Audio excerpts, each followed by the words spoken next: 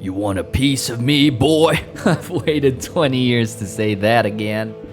Welcome to Plug and Play's Old But Gold series, where in this episode, we'll be looking back at a game that brought the RTS genre into the spotlight, propelled a whole nation to become great gamers, and contributed to the growth of the esports scene. We're talking none other than the greatest of all time, the one and only Starcraft. That's right, whether you want to devote your life for ire as Protoss, become part of the swarm as Zerg, or just rock and roll as Terran, this classic game which you might have played all day as a kid has been remastered and is now playable in 4K HD.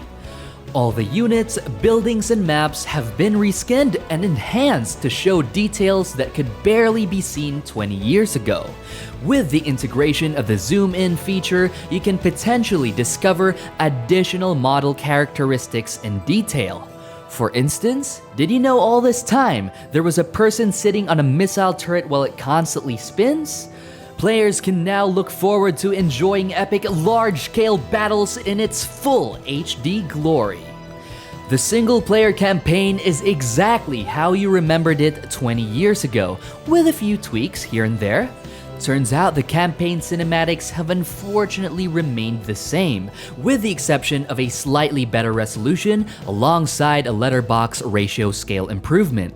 The mission briefings and character portraits, however, have been drastically rehauled and got possibly the best visual upgrade in the remastered edition.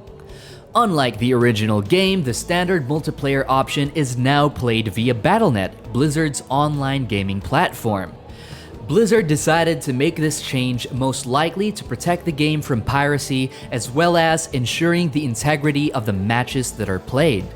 Gone are the days where we could play Starcraft in a LAN shop, pitting teams against each other, often with pride and some money on the line. We will definitely miss the days where our modem would noisily connect to another friend's PC, making its all too familiar sounds along the way. We will not miss the days, however, where in the middle of crushing your opponent's base, the game would disconnect because your sister's friend had called or your mom picked up the phone to call someone else. For those who want to test their mettle and improve their mastery of the game, the multiplayer mode connects them to Battle.net, where the online ladder can be found. The ladder system automatically pairs you against players with a similar skill level, determined by a ladder rating you get whenever you win or lose a match.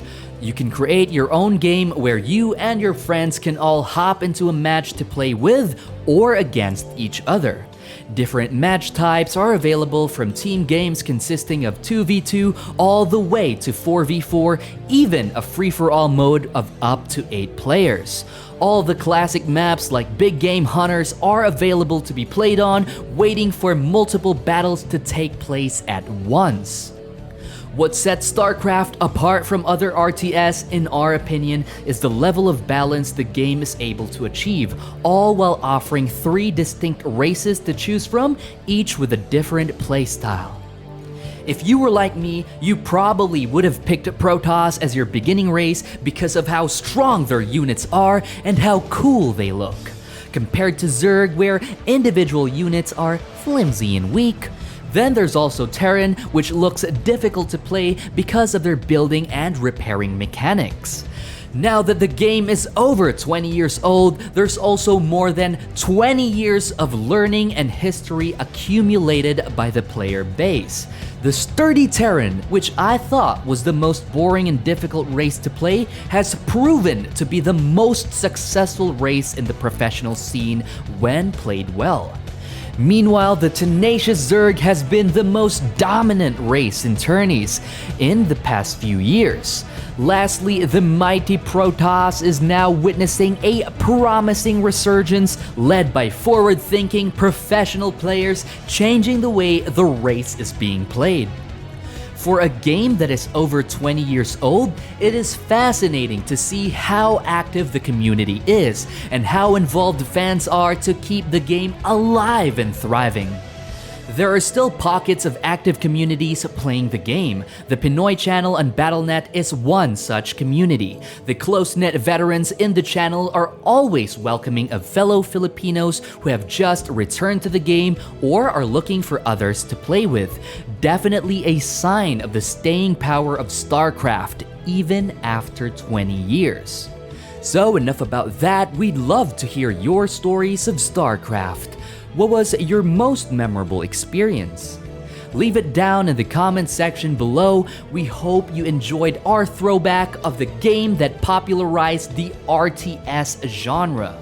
We recommend you dust off your old CDs or download the game so you can enjoy this blast from the past. Which game would you like us to feature next? Please let us know. Till next time, folks, happy gaming and play it forward.